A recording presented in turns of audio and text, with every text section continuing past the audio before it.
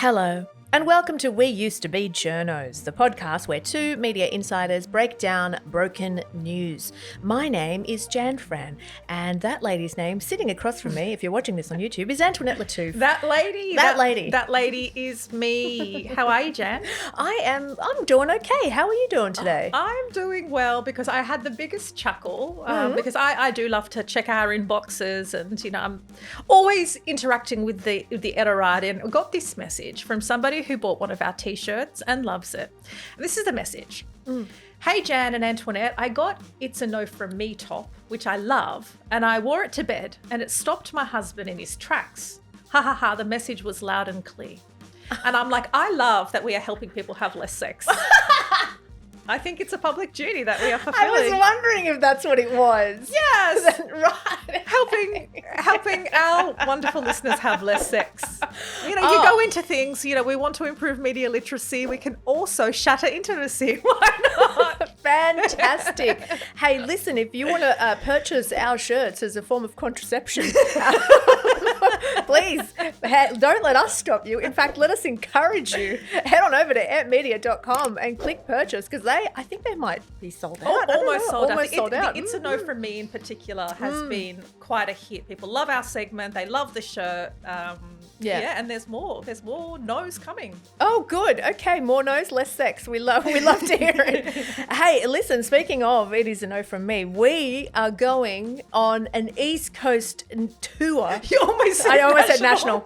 I know. We got into trouble for saying national and forgetting that the West Coast exists. Yes, and Adelaide national. and Hobart and Darwin. So I'm sorry, we haven't been Yes. able to get there on this first tour. We are keeping it to the East Coast, not a national tour. Thank you for all of the infinite corrections that I received in my inbox. We correct people, so we need to stand to be corrected. No, rightly so. Yes, but we are going on an East Coast tour next year, February 1, 2, 3, 4. The cities are Melbourne, Sydney, Brisbane, Canberra.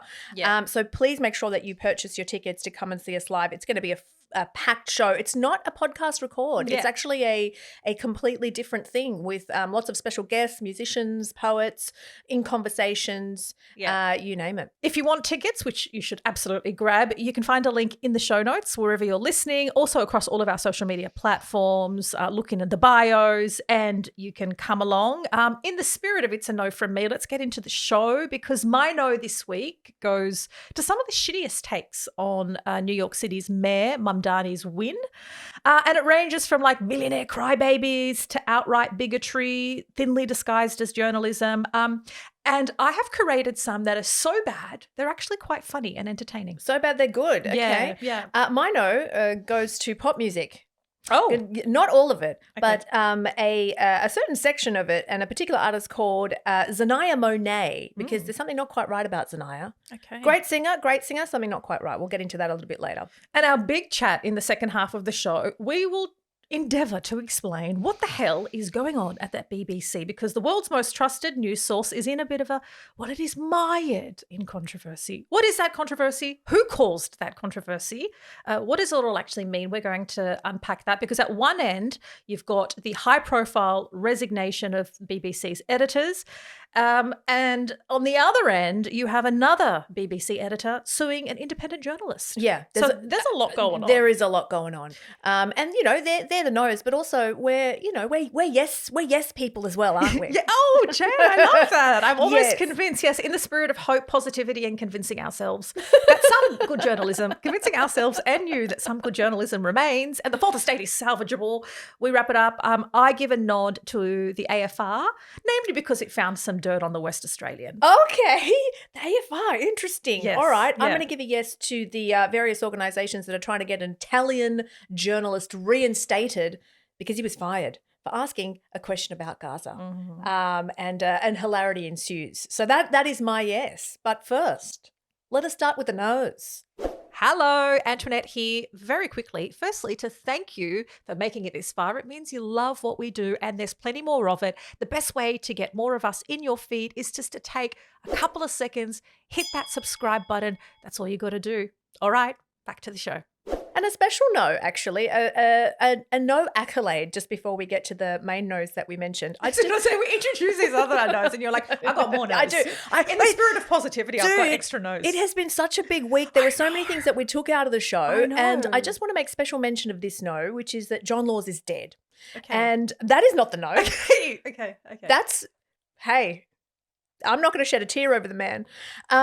But I kind of just wanted to point out that, like, there's been so much eulogizing of John Laws and so much fawning and so much praise and so much looking back at his, wonderful tonsils, the golden tonsils legacy. and this and that. And I mean, you and I kind of know this probably intimately because we are both of Lebanese descent and grew up in the western suburbs in the late 90s, early 2000s, where shock jockery was, I don't know whether you would say it was at its peak, but I certainly felt it the most because I was so young and there was such incessant coverage of and there was a lot of power and influence and a lot of controversy and a lot of horrible things that they did, which then just meant they got more power and influence. So we were able to watch the destructive things they did and said and the impact that they had on communities. And then just keep going and they were and just grow. like, and you got a ratings boost and a promotion. Awesome, bro. Yeah. But there were so many things that John Laws had said about, Lebs and Arabs and, members of our particular community that I found. Muslims. And Muslims that I found quite sickening at the time and probably didn't have like the voice or the platform to say anything back. Like felt so disempowered. We were baby journalists. Yeah, man. No, not even. We were at university and high right. school. Yeah. Not even like we were kids. Yeah, that's right. And, he would say things like, and this is a direct quote from him. I'm not going to play any of this, but a direct quote was like, this is our country. This is a country that we've worked hard and our forebears have worked hard to create. We created it with strength of character. We created it with goodwill and with hard work. And we don't want people who have different points of view to the point of view we have in Australia in relation to how we live our lives coming here and simply destroying it.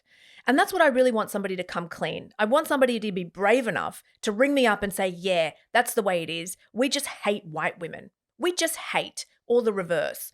But someone's got to come clean about this. And he's talking about Lebanese people because he's referring to a particular case that happened in 2000 where there was men of Lebanese descent who had gang raped white women. But this was like his entire modus operandi. It's like, you're coming here, you're ruining our country. This is our country. It's not your country. Why don't you just go ahead and admit that you fucking hate us, that you hate white women, that you're just haters. Be brave and just tell us like that is how it is. That's who you are. Yeah, well, I mean, I feel like in some ways, inadvertently, John Laws was brave and continually told the Australian population who he was, including on air telling a critic that they should do something constructive like go kill themselves, or asking a child sex abuse survivor if it was her fault. It was her fault and if she was provocative, taking millions of dollars of kickback to essentially spruik the gambling industry. We can't even repeat the shit he said about Asian people. We can't even repeat it. In contempt of court, he routinely told Australia who he was. And they rewarded him for it. And they rewarded him for it. And now he's getting a state funeral. And we've got the Prime Minister essentially in a tweet saying, he was a top bloke, he's got a lot of wisdom and a good strength of character. Yeah. He also made women who worked with him show their legs and had to wear skirts and dresses to work. Yeah. Either skirts or dresses to work. And I was just like, he routinely showed us the vile person he was. And in this media ecosystem had incredible amount of influence over both public opinion and politicians. And you could say, oh, that's a bygone era and that was a sign of the times. Why is he getting a state funeral? And why is Anthony Albanese tweeting him like he was like the best bloke around? Yeah. I mean, here's the thing. It's like when I see all of the eulogizing and all of the praise and all of the lauding and all of the whitewashing of the legacy, it truly just takes me back to being a kid. Makes you feel sick, right? It takes me back to that time where you felt so disenfranchised, so on the outside, so surveilled, so small, and so ashamed of who you were. And it's taken me years to try and build that up again. And a lot of therapy. So much therapy. Yeah. To try and come to terms with, like who we are culturally, and that it's actually something to be proud of. And he contributed to that shame so much. Yeah. So you know what? I'm not going to shed a fucking tear for him. And I hope he enjoys his golden microphone in hell. Yeah. Okay. That's one person who won't be at the state funeral. Or two.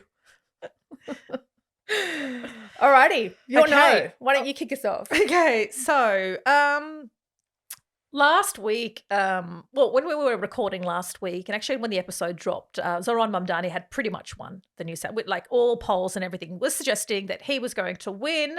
And in the days since we've recorded, I have enjoyed, asterisks, enjoyed watching some of the coverage. Mainly the batshit billionaire crybaby coverage. And so these are my top 4 Shitsville takes. And I know you were always like, this is low hanging fruit, Antoinette. And I'm like, it is low hanging fruit, but it's so egregious that it's hilarious. And so I'm going to go through some of them. You know what? You do whatever you need to do to feel better and to get some catharsis. I'm not going to stop you in this moment. Okay, go ahead. Great. Okay, so the day after, number 1 goes to. So the day after Mamdani won, Rupert Murdoch's tabloid rag in New York City had Mamdani on the front cover in a red communist, as a red communist figure holding a large red hammer and sickle. Well, that's obviously the communist symbol. And the illustration is essentially stylized to evoke that Soviet era propaganda art, right? So, and it's like the red apple, as opposed to the big apple. Lol, communism. Even though pretty good, he is a democratic socialist, but it's same to billionaires. Whatever it is, right? Whatever it is to billionaires, democratic socialism and communism are the same, right? Yeah. Anyone that wants to take away a little bit of their exorbitant wealth, maybe they need to pay payroll tax. Communism, same. Anyway, so that front cover wasn't the egregious part. It was that they then were like, we are making merch out of this. Great. So they have totes and a mug and T-shirts. They wanted to... Dude, you left out the best one. They've got a baby onesie. Yeah, they've got a baby onesie. Also... I'm worried about the welfare of that child, that baby, if their parents decide that is a good onesie to buy for a baby. Okay, yeah, great. Anyway, so it's the merch run that did it for me. Love that. Okay. Number 2 on my list goes to Outsiders on Sky News. And look, Jan, don't roll your eyes. I know. You can say, but only 12 people watch them on TV. Why are we giving them airtime? I know about the YouTube. The YouTube reach is huge, and now they're free to air in regional TV. So, in regional areas. So you flick on the TV and you get that. And so we can't write them off entirely. So there was a couple of things. So the Outsiders panel had Rita Panahi on it, Rowan Dean, and some other bloke whose name I can't remember, but he's inconsequential to this part. Zoran Mamdani. Rita, your thoughts? I'm delighted. This is going to provide me with so much content. And it couldn't happen to better people, New Yorkers. They're going to, they effed around and they're going to find out. They effed around. Yeah, that's the most egregious part of what Sky News can say is the F word. Yeah, they're like, they effed around. Oh, no, we can't possibly say that.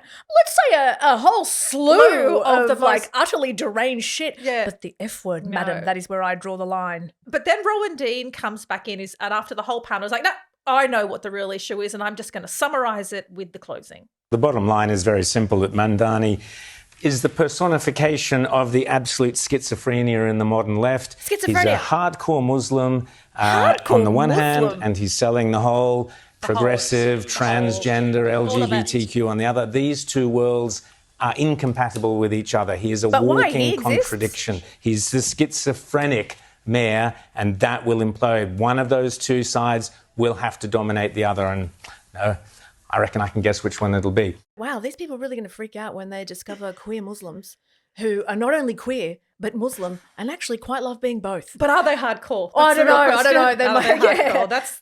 That's the real question, isn't it? Yeah, okay. Okay, so my next one coming in at number 3 is this person who is a columnist for both The Spectator and The Australian. Good Lord, man. Where are you taking us? This was also...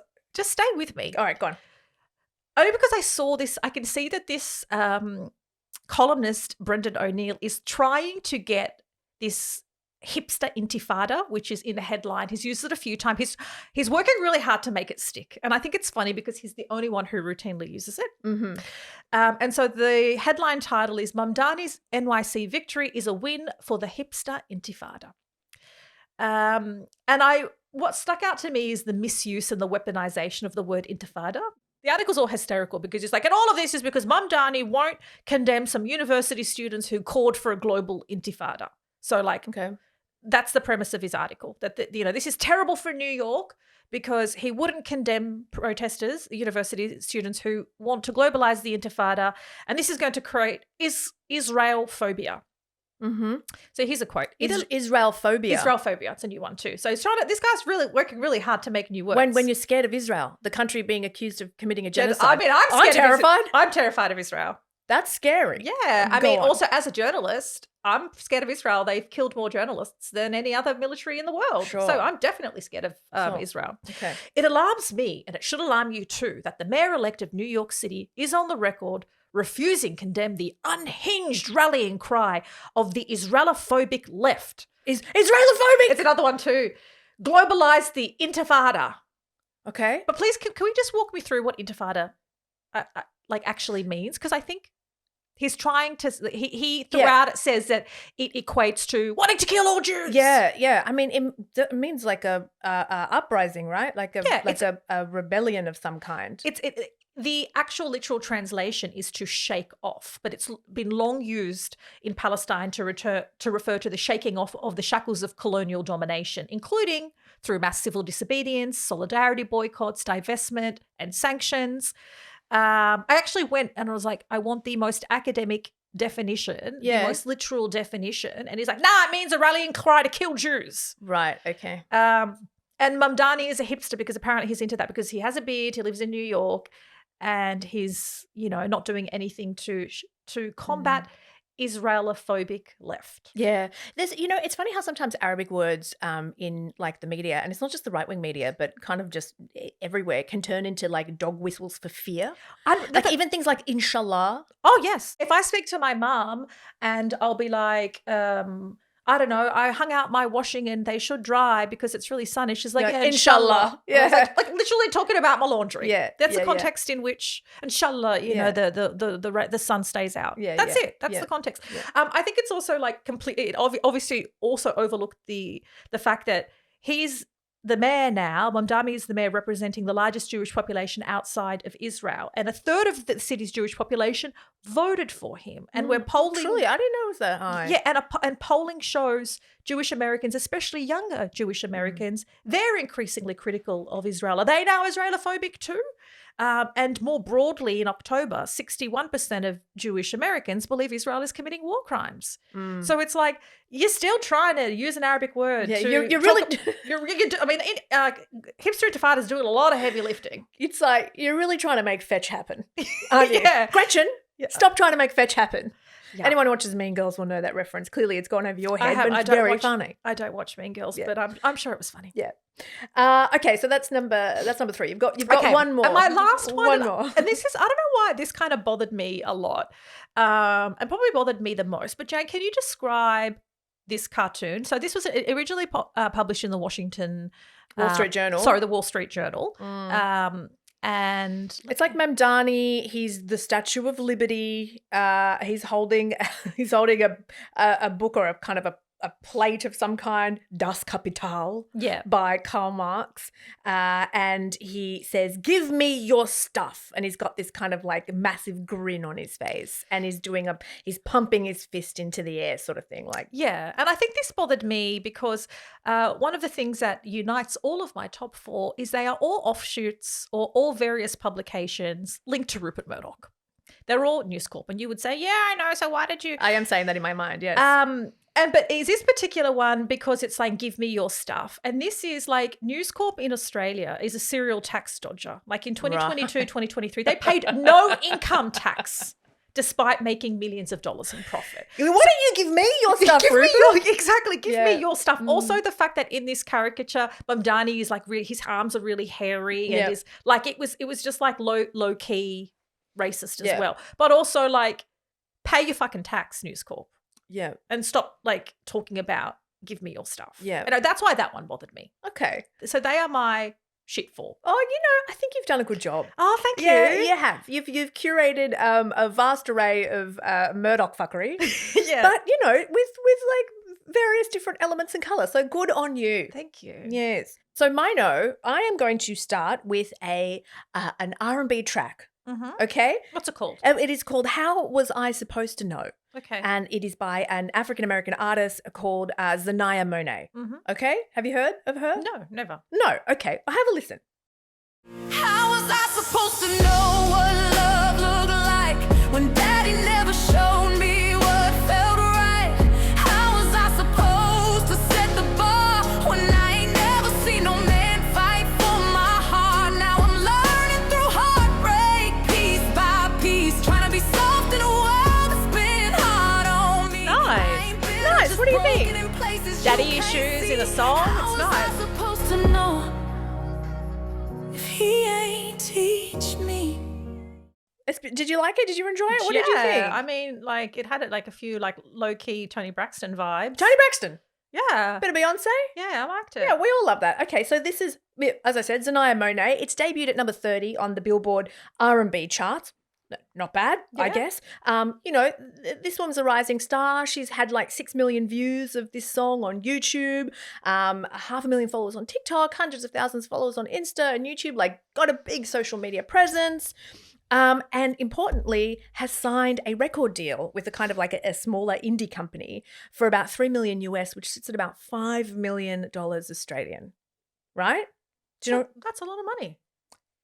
Please, I wouldn't mind $5 million Australian. Yeah. But do you know where I'm going with this? How was I supposed to know that she's How are you supposed to know where I'm going with this?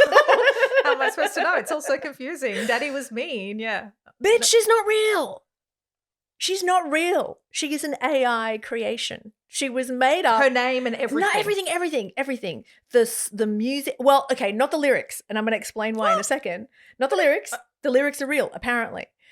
That's confusing. Okay, so the person Xania or whatever her name is. Yeah, Xania Monet is not real.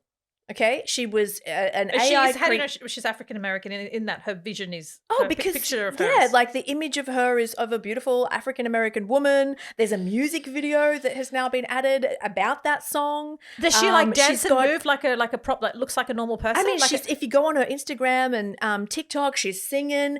Do people when they follow her on TikTok and whatever know that she's not real? I don't know. This is the whole thing. So she was created by this woman in Mississippi called Talisha Jones, right? Okay. She's a 31-year-old woman. And she's African American? She's African American. That would be really weird if like a white woman made an African American. Okay. So you can okay. We can devolve pretty quickly with all of this. But no, she's an African American woman. She writes poems, right? So she writes the lyrics but wanted to turn them into a song. She can't sing. I mean, at least. So they are her lyrics. They're her lyrics. And she's put them through this program called Suno, which is like an AI program for singer-songwriters, who want to turn lyrics into beats or whatever.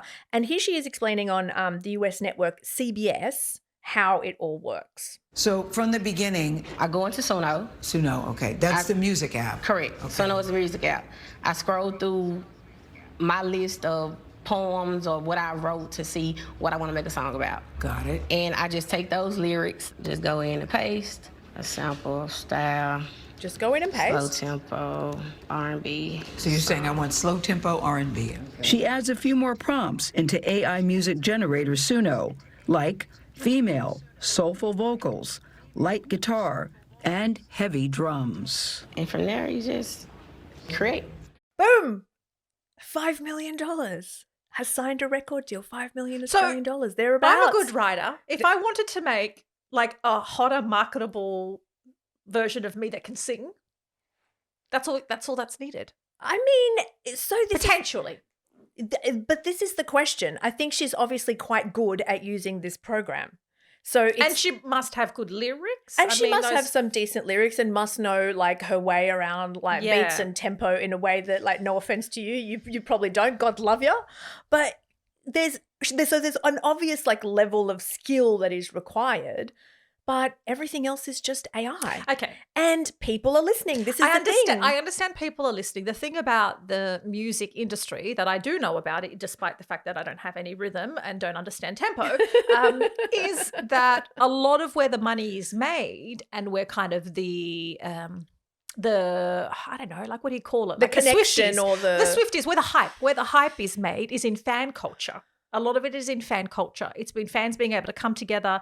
It's artists being able to meet their fans. It's going to concerts. It's to make it really big. There is a kind of like a subculture, whether it's like Olivia Rodrigo or Taylor Swift, those who really cut through have like, what does Beyonce call her people? The Bayhive. Yeah, the Bayhive, there's this whole thing, yeah. right? And people often want connection and community attached to their music. Sure, but just think about how many times you will have seen Taylor Swift in your lifetime. Once, twice, maybe you've been to 2 concerts. The time that you interact with them is through their music, is through their music video, is through merch, is through news articles about them, is through seeing them on YouTube, is seeing them being interviewed. Having said all that, of this can be replicated to some extent with AI. Maybe not in the best way right now, but gosh dang, what happens in 5 years, you know? I have to admit, my daughters missed out on Taylor Swift tickets. So then my partner, my husband, bought us, which I thought was freaking insane, but it was like tickets to the IMAX theater, this big theater. And there was like her concert playing on the screen and everybody was like dancing and singing and wearing Taylor Swift shirts. And I was looking around going, this is insane. But people are getting their Swiftie fix through a screen. You see what I'm saying? And like you paid for that. So and you're still getting that fix and that connection and all of the things that, as you say, come with live touring, but she's actually not live. She's not a real person in front of you. She's on the screen. So it's like, holy shit, where does this go? And it seems to me that like the people that are going to benefit the most from this are people who, not the people that can sing or necessarily perform, but the people who are just really good at using AI. Like the more adept you get at using these tools, well, the better off you'll be. So start entering prompts into Suno, baby. So do we know do we know the number of AI or AI assisted artists? We don't. That have debuted in those Billboard charts? Well, no, because it's getting increasingly difficult to tell not just what is AI, but how much AI has been used to produce a track or a song, right? Because there's heaps of artists that would use AI for portions of their music. Like, does that count? And there's also like, I think APRA did a survey not too long ago. And that is what is APRA called? APRA is like the kind of like body representing music royalties and copyright, that sort of thing. Where they worked out that they surveyed around 4,000 something like that musicians, and a third of them use AI in their music. So it's like a useful and legitimate tool. Oh, wow. But they don't want their shit stolen without any kind of like recompense for it to fund these models. Like, I don't know where Suno's getting its data from, but like to fund these kind of. Well, I'm going to keep an eye on AI models. Xania Monet. I'm going to keep an eye on Xania because I'm still skeptical about that kind of how fan culture gets whipped up. Because people also we're incredibly voyeuristic. We want a connection. We want to see their stories. We want to see who their boyfriend is and how they're sweaty after a dance routine. I mean, and you can how do, they like you to can eat do this all of that. smoothie. But it's not real. I wonder if you will know that she doesn't really like a blueberry smoothie because she's not a person. Do we care? Or like, will there be a point where we will like bypass that mental barrier? Like maybe it's a generational thing. Like maybe the generation after Alpha is the generation to take this on, and like not us, because we just cannot possibly conceive of a world where there's no human element to something or someone. But maybe in the future people can. Okay, maybe. Anyway, so is that a no, or is that a oh no, what's happening? I think it's that. Yeah, I think it's that. That's more what that was. Yeah.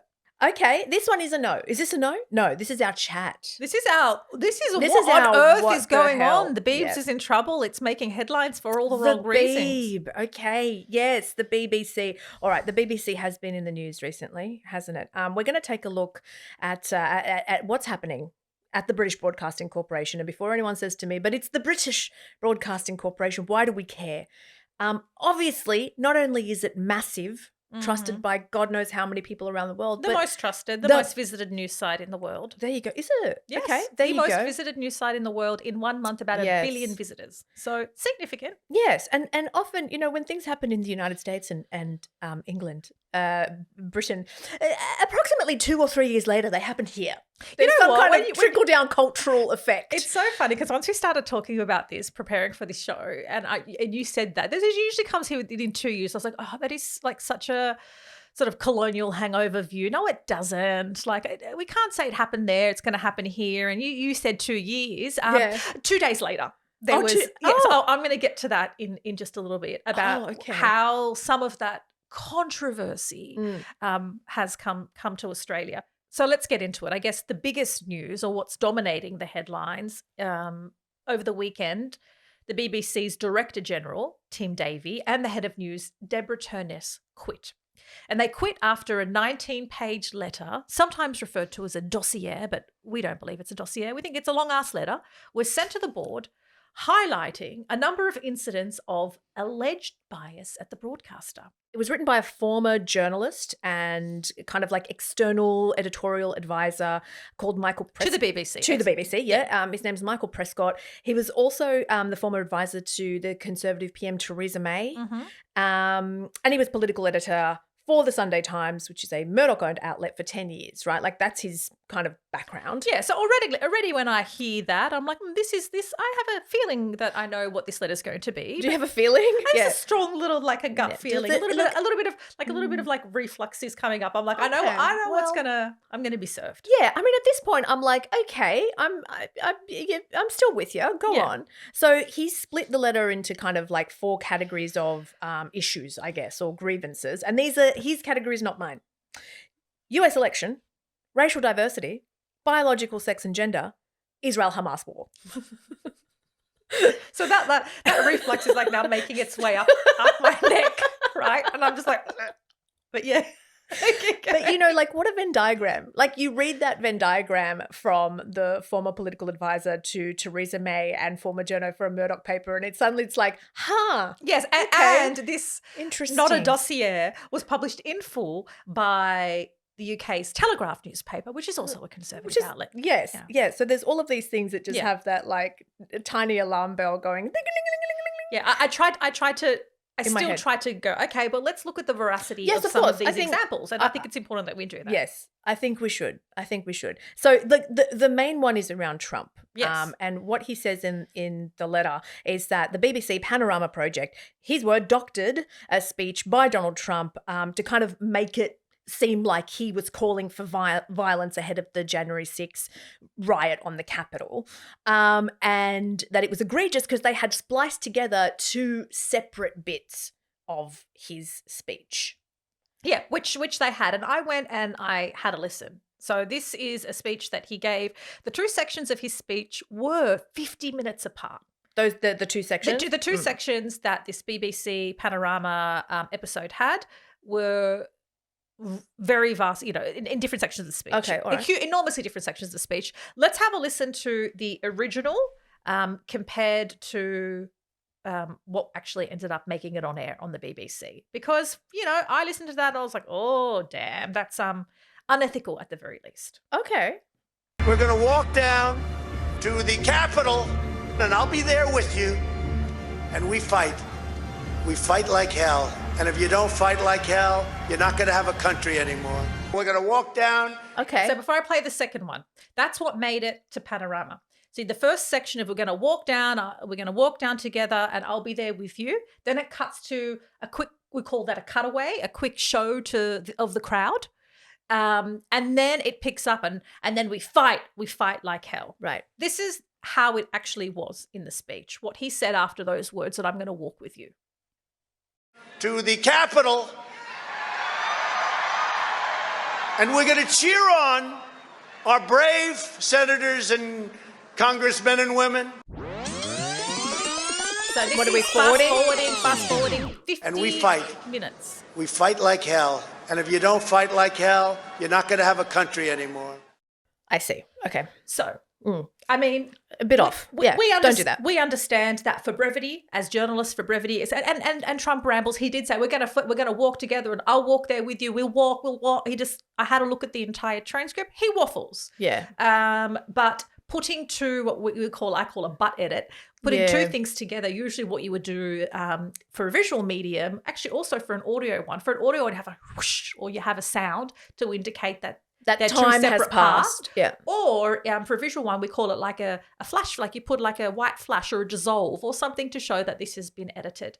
Marrying those 2 together sounded like he was completing his sentence. We're going to walk down and we're going to fight like hell. The narrative that Trump incited violence or had something to do with the January 6th riots. There's plenty of evidence to suggest that his words and actions did. I don't think that they had to manipulate that particular part of his speech to show the public that. They could have relied a myriad ways to do it. Yeah. And truth be told, I have not watched the entire program, so I don't know where this fit in within the context of the show. No, or what else neither have I. This was specific, specific to the particular speech. And it's not as though, yes, it's ethically questionable, but it's not as though this speech was the only bit of evidence or the only thing leading up to what then would be Trump's indictment. He was indicted in August 2023 on charges of working to overturn the election and for his contribution to the division and hate that helped fuel January 6th.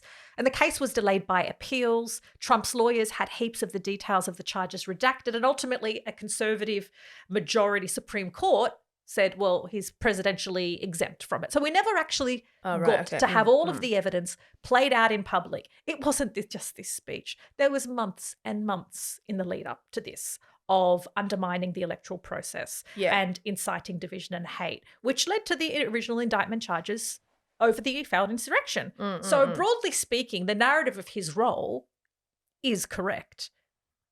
The tampering of that particular speech is not. Yep. So this letter continues. I'm not going to go into too much of it, but I'm just going to kind of give you the vibe that I thought was a bit off, which was sort of rooted in this very kind of, questionable or cooked idea of balance, which often plays out as like a faux balance. Yeah. And one of the things that he said in the letter, this guy was like, critics of the Republican presidential candidate vastly outnumbered those who argued for him. And my first thought was like, but what if that's just a true reflection of the reality? Like, do you want us to find an equal amount of people who argue for him as argue against him? Like, what if 9 out of 10 argue against him and only 1 argues for him? Skewing that reality ends up obscuring the truth. Is that what you're asking us to do? Especially at that point where there were Republicans, as he got more cray-cray trying to undermine the election, there was a lot of people distancing, and people were distancing from himself, going, this is actually an assault on our democratic institutions. Like, we are quietly stepping backwards. Yeah, and then there was to go on. He says, given what I took to be the anti-Trump nature of the program, okay, you took that to be the anti-Trump nature of the program, I, of course, assumed there would be a similar balancing panorama program about Democrat presidential candidate Kamala Harris the following week. I remain shocked that there was not. Are you shocked? Are you really shocked? Like, can you not see that they're different?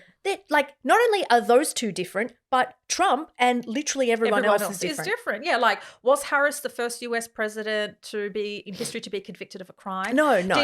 Did Kamala pay an adult entertainer hush money? Does she speak disparagingly in the same way about migrants and threaten to build walls and then not build walls? And then did she get impeached? And, and so on and so forth. Like, there's so many scandals and moments that I've even forgotten about, that we've all forgotten about. This one I enjoyed the most, though. The letter also said that there was an overemphasis on certain events, such as Mr. Trump's comments about Haitian migrants eating pets. Michael would have really liked if the BBC spent less time about Haitian migrants eating pets when Trump made those comments. Less Haitian migrants eating pets, please. I mean, but this is Please stop it. Balance it out. I mean, but did Harris talk about Haitian migrants eating pets? Like, this is just ridiculous. Don't mention it. Please don't emphasize that too much. Or what does Kamala Harris think about cats? It's like, what are you talking about? Yeah, but also, like, this is like the thing that the media really, I think, is having some kind of internal reckoning with, is that Trump says so many, like, frankly, that was a disgusting comment. And it was so out of the norm and so out of the ordinary. So the coverage of it is going to be out of the norm and out of the ordinary. It's just reflecting what Trump is doing and saying on the ground. So I'm not necessarily saying like that's the right way to do it, because I think you can then give credence to those comments more than they deserve. Yeah, but and spend less time on policies and actual accountability, like, and more what's he suggesting should be done here? So like, moving slightly away from Trump, because as we said, it was not just about Trump. There was another bit where he says the LGBTQ desk has been captured, okay, that interesting word, by a small group of people promoting the Stonewall view of the debate. I read that in the piece and immediately my mind went to John Howard talking about the black armband view of history. You know, anytime we would talk about Australia and Indigenous rights and colonialism, he'd say, oh, well, you know, no, they just have a black armband view of history. And that became this kind of like dog whistle catch cry. So I'm like, is that what's going on here in this letter? Like, what is happening? And then he goes on to say there are too many stories celebrating the trans experience without adequate balance. So there's like that balance element again, which is like, what is the balance to celebrating trans people? Like, I don't know, like trans people hating themselves? Like, shitting on trans people? Like, is that what you want? You just want more stories shitting on trans people? Or like, what is the balance to celebrating a community? Because when you celebrate a community, you recognize, oh, these people are human.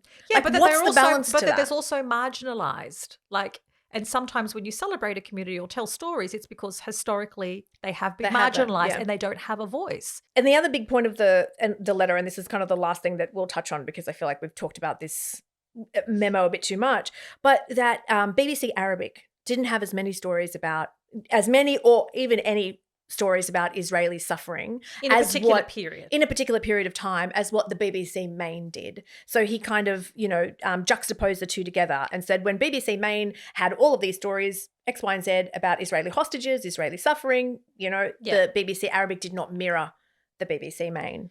Yeah, so he says it is hard to conclude anything other than that BBC's Arabic story treatment was designed to minimize Israeli suffering and paint Israel as the aggressor. But that point in time that you bring up is particularly important because I think it was between, he's talking June 2024 and October 2024. Yes, and in this time, Israel was the aggressor. Well, Israel was bombing 3 countries. It was bombing the shit out of Lebanon, and at one point in that period, 500 Lebanese were killed in a day. Yes. It was bombing Iran. It was bombing the shit out of Gaza. It was advancing its genocidal campaign in Gaza. Hundreds of thousands were displaced in Lebanon and in Palestine. I mean, this was the period where we were like, is this a World War III? No, is this what is happening here? I remember absolutely thinking that and having family living in the region going, I think we need to leave because now that Iran's being bombed and someone's going to retaliate and this is going to be World War III. Yeah. So at that time, BBC Arabic, according to Michael, didn't have enough stories or didn't replicate the stories on BBC Main adequately about Israeli suffering. So a couple of things. I don't think that it's a translation service necessarily. It's not here to go, well, this is BBC Main and we just translate all of the stories. And then maybe in that time, given the disproportionate amount of suffering and killings and murders and the fact that we're on the precipice, everyone thought of World War III, that in that 6-month period, maybe BBC Arabic thought, we've got a whole lot of other stories that Arabic speakers want.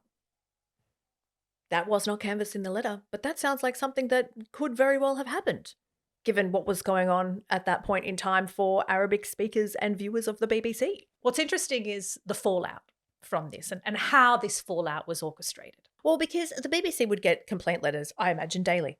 I imagine quite a lot of complaint letters about all manner of things daily. So why did this one become a story? Okay, as you say, it was written by a particular person with a particular set of expertise. That's fine. And more clout than the random person. More clout than the random person. It also ended up in the Telegraph. And then the Telegraph, after kind of breaking this story, published a letter in full, had its journos and podcasters talk about it. There was even a podcast they did called Why Tim Davie Needs to Go. Yeah, right. So they had kind of ran with this story, but then ran with the line that this guy now needs to resign. Yeah. And even like the journalist who broke this story, like he was on YouTube going, I'm the journalist who broke this story. And frankly, we haven't even heard back from the BBC. Like they tried to milk as much content out of it as possible. It was a kind of a tentpole piece. We know how these sorts of campaigns happen because then, next minute you've got conservatives jumping in, conservative politicians. You had the former British Prime Minister, Boris Johnson. He appeared on the Telegraph's front page a couple of days later. He called for Tim Davie to explain or resign. And in his column the following day added in an ultimatum saying he would stop paying his BBC licence fees. White House Press Secretary Caroline Leavitt labelled the corporation 100% fake news. So it's gone across the Atlantic now very easily. All these people saying defund the BBC, we don't need the BBC. I mean, I'd argue in this kind of political climate of you need a public broadcaster, an independent public broadcaster, one that's accountable, sure, more than ever. Voila, you have the And voila, resignation. we've got a campaign. You've got Trump unhappy. You've got Conservatives unhappy, and you've got a couple of resignations. And that's how you get them to resign. It's not really so much about the letter, but it's about all of the scaffolding that then gets built around the letter. And Deborah Turness, who was the CEO of News at the BBC, when she resigned, it was very telling that she said that one of the reasons was because the ongoing controversy around the panorama on Donald Trump has reached a stage where it is causing damage to the BBC. So that was one of her key reasons to leave, which is just that this controversy is not going anywhere. So if you can be part of an ecosystem that continues to manufacture the controversy, to keep it going, to do the follow-on stories, then you're much more likely to have an impact on the BBC and its personnel. We see that happening with the ABC, with Sky News and the Australian, constantly whipping up controversy and campaigns and lots of articles, and then before you know it, you've got someone from the Nationals or Pauline Hanson or whatever chiming in, and you've got a controversy. You've got a manufactured controversy. And speaking of manufactured controversies that reach our shores, I mean, I said when things happen in England, they come here 2 or 3 years later. I was being facetious because they arrive in a much shorter time frame. Yes, this was hilarious because I don't know how I stumbled across it, but Sky News host Chris Kenny, there was a video saying that he exposes ABC committing the same journalistic sin as the BBC in doctoring footage of President Donald Trump. And firstly, lol, journalistic sin, like Chris Kenny calling out, or just Sky News in general calling out journalistic sin, or just being the gatekeepers of like good journalism was, I found lolly, very quite funny. Anyway, so they go to the same speech and they go to a Four Corners story around the same time as the panorama. And yes, Four Corners use the first sentence of the speeches. We're going to march down. We're going to blah, blah, blah. I'll be there with you. I'll be there with you. And then they go to the audience. There's a bigger gap. They go to the audience and he's like, cheering and this, that, and the other. But then when it comes back, it goes back to Trump's speech where he's saying, and we have to take back our country. You can never take back your country with weakness. But I went and had a look at the entire transcript. They cut out a few sentences in between. Right, okay. It wasn't 50 minutes later. It wasn't saying we fight like hell. And there was a long enough the music went up when they went to the crowd. You could tell that this was, here's a bit of his speech, here's the vibe, here's a little bit of his speech. It didn't alter the meaning, and it was only, and journalistically, as you would know, like cutting out, because Trump does waffle, cutting out a bit of stuff in between is okay. Yes. Absolutely is okay. It's not 50 minutes later, it's like, I don't know, 30 seconds later, not even. Yes. And like I said, we have read the transcript and it was basically Trump repeating the points that he had already made that they had aired. Yes. So they really were just trying to truncate it and make sure that he kind of just kept on the direct and narrow path rather than deviating as he does. So they're trying to, create the same thing. And I wonder if that article was repurposed or republished enough times, or that accusation, a couple of politicians weighed in. Trump tweeted something or went on Truth Social and said something, well, all of a sudden the ABC would be feeling the pressure. That's the spark. It just needs to catch fire, right? Exactly. They'll just keep sparking. Exactly. And one of them will catch fire eventually. So that's the one thing. Oh my God. So that's at one end of the spectrum. That's crazy, right? So that's at one end of the spectrum. One that's not getting as much airtime, A, because it's not about Donald Trump and it doesn't buy into culture wars. At the other end of the political spectrum, there's progressive independent journalist Owen Jones, who is getting sued by the BBC's Middle East editor for an investigation he did for an independent news outlet called Drop Site News, where he spoke to BBC staff, past and present, who allege there's widespread anti-Palestine bias. Yes, there is a bit of background to this.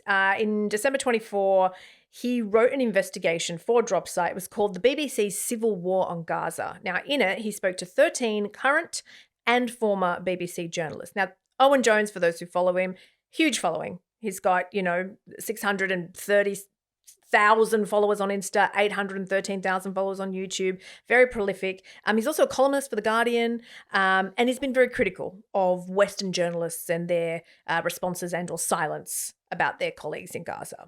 Yeah, and so the claims by these former or current staffers was that the BBC's coverage was credulous towards Israel, while, this I'm quoting, devaluing Palestinian life and also quoting, ignoring atrocities.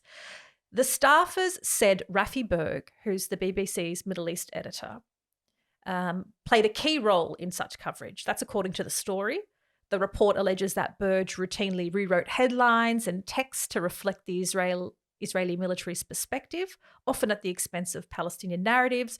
One former staffer told Jones, "This guy's entire job is to water down everything that's too critical of Israel." So following the piece, there were protests outside of BBC's offices, a petition demanding Berg's suspension, and Berg says a whole lot of, threatening abuse came his way. Yes. And he also strongly denies the allegations that have been made by, the current and former BBC staff that spoke to Owen Jones. He said he joined the BBC in 2001. He's overseen its kind of like online Middle East output for a decade. And what he is seeking is damages for mental health and mental distress and reputation damage, and he wants the article removed from the internet. Owen Jones has issued this kind of counter statement, I suppose, where he says, "I strongly disagree with Mr. Berg's claims, and if necessary, I look forward to vigorously defending my reporting in court." Yeah, and I remembered reading the article at the time, Jan. Do you, when it dropped? I read it, yes. Yeah, and at the top of the article, I remember this, Dropsite News was calling for donations from readers to fund any legal defence of the story because at the time it said when Jones reached out to Berg for comment, Berg at first hired the famous defamation lawyer Mark Lewis, who is also a former director of UK Lawyers for Israel. So this was at the time of publication in June 2024. They were already bracing for, because as soon as they sent questions, they got a letter back from this lawyer,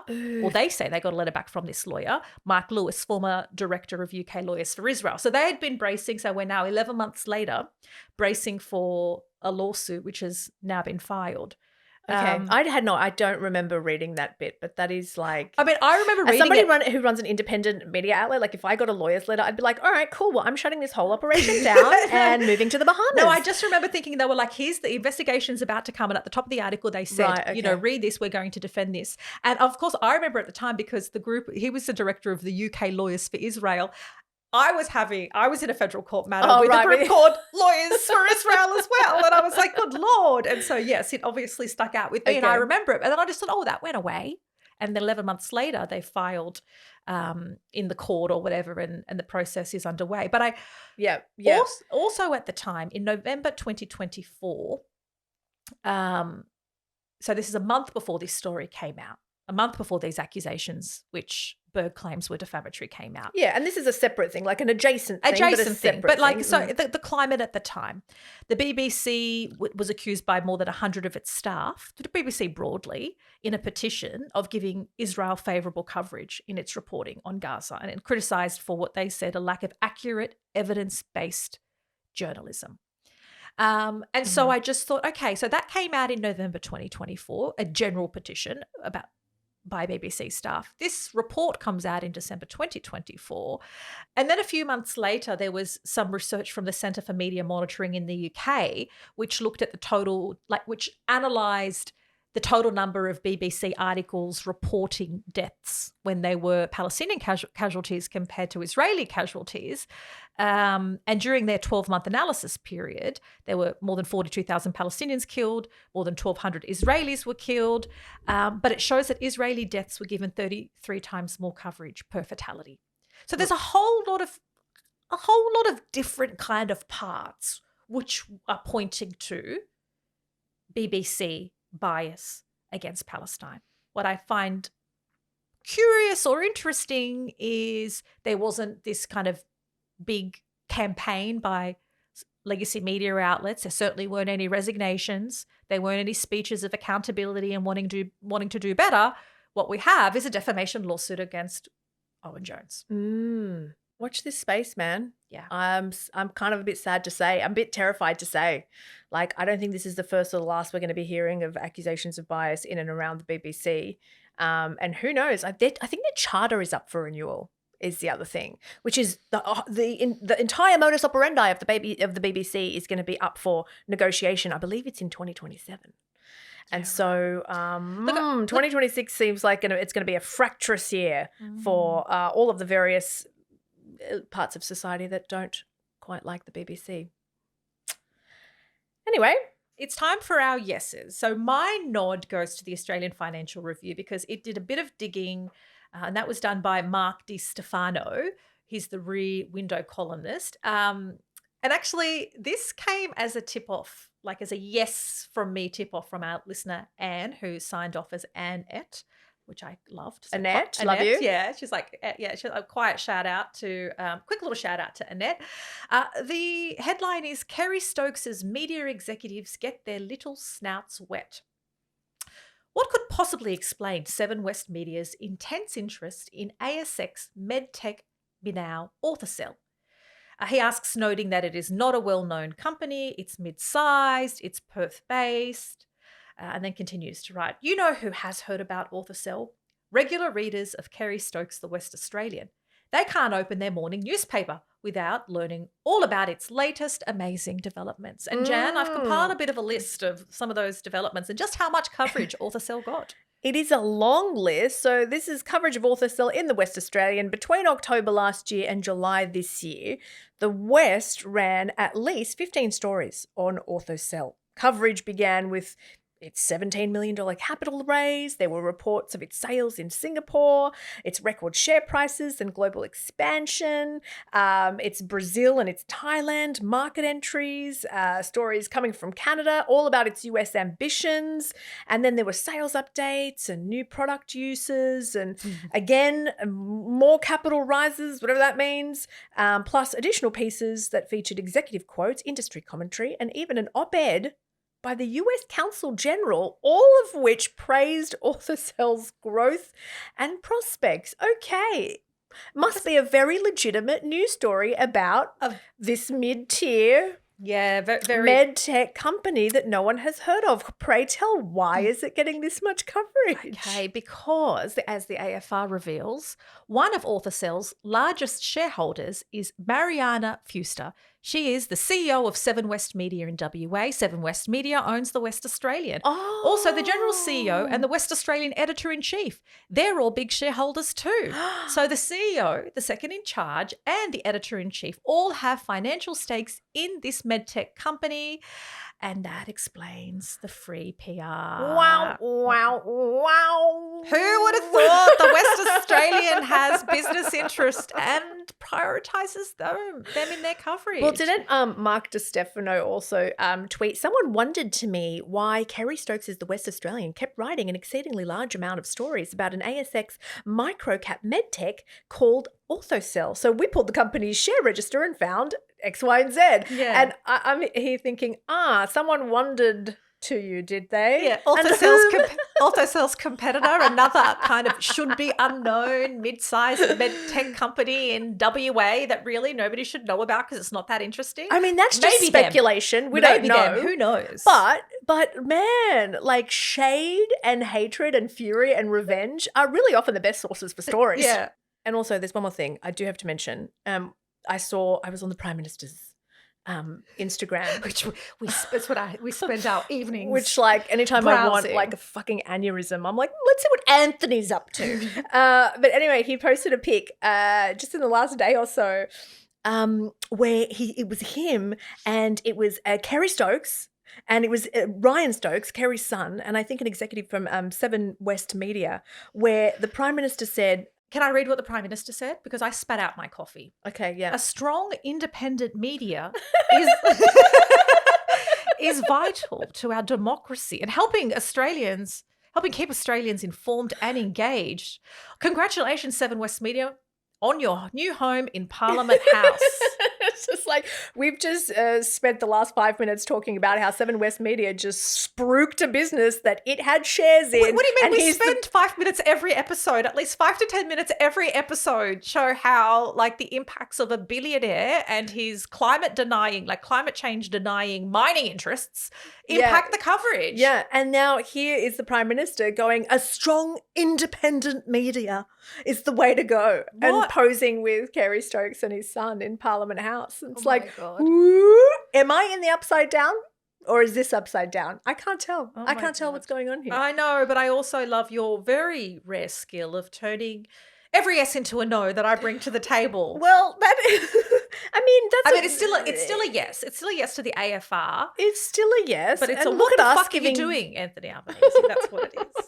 What the fuck? It's also a yes to independent media. Which is not them. Run by billionaires. Yeah. I love independent media run by millionaires. It's so grassroots. Love it's so it. community focused. It's perfect. Perfect.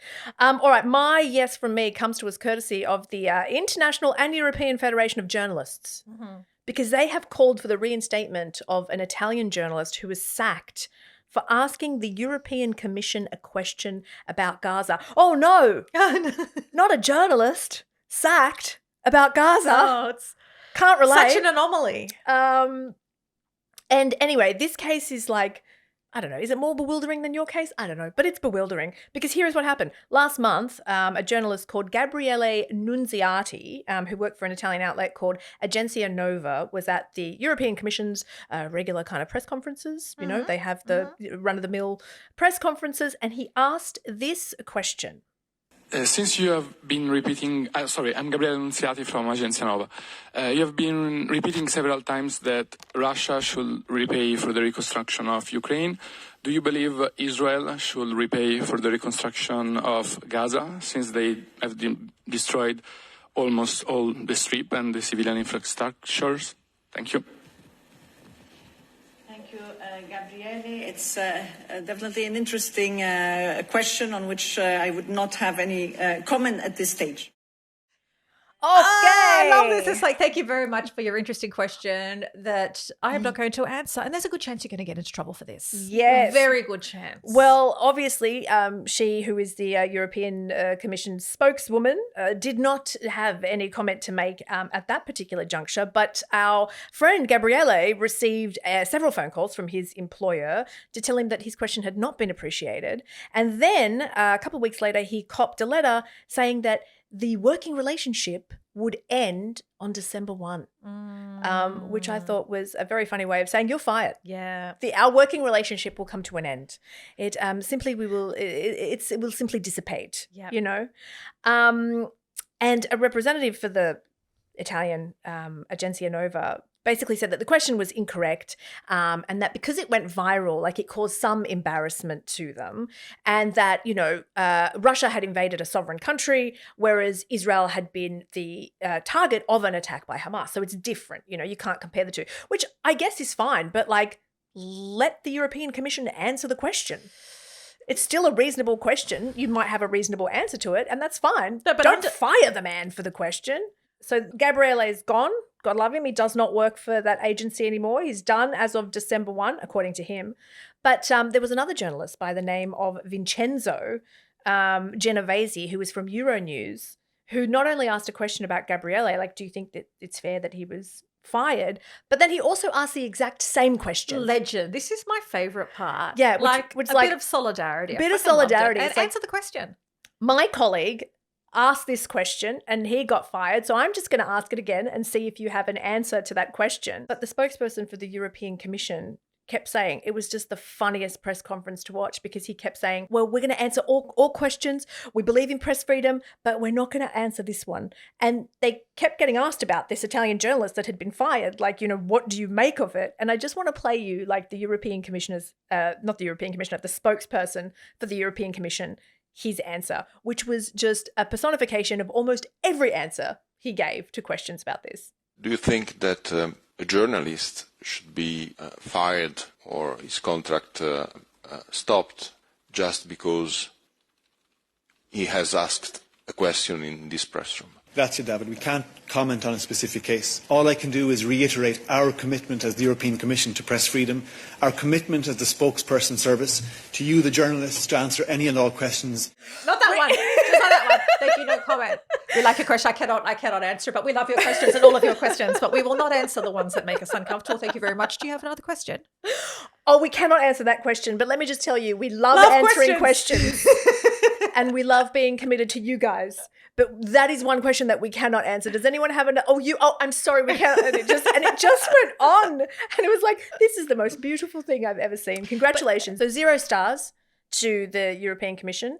5 stars to the International Federation and the European Federation of Journalists because they are trying to get Gabriele, the guy who originally asked the question, reinstated.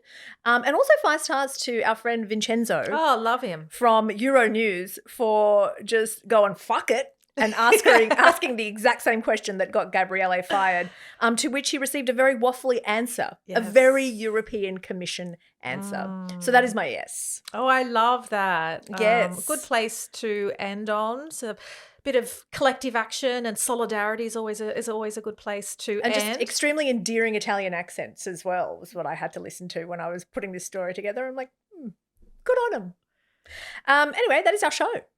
We hope you enjoyed this episode of We Used to Be Journos. God, it was a long one. I'm very tired. Yeah. My mouth is dry. Yeah, my brain's been working hard. We hope you enjoyed it and we thank you because a lot of these tip-offs come from you. Yeah, they really do. We've got eyes and ears. I mean, we spend way too much time online, way too much time consuming news, which is also why we need a lot of therapy. But it really helps to have your tips. So please keep them coming. As our Iterati, you are our eyes and ears, and we would love to meet you and see you at our live shows. Sydney, Melbourne, Brisbane, Canberra. Yes, and the link to buy tickets will be in the show notes of this show, wherever you're watching and or listening to it. And we will also make sure that we keep them all across our social media platforms, mainly on Instagram. Hit that bio. It'll be there. Grab your tickets and we will see you next year for the live show. But we'll see you next week for the following episode of We Used to Be Journos. Catch you then. Love you. Bye. See ya.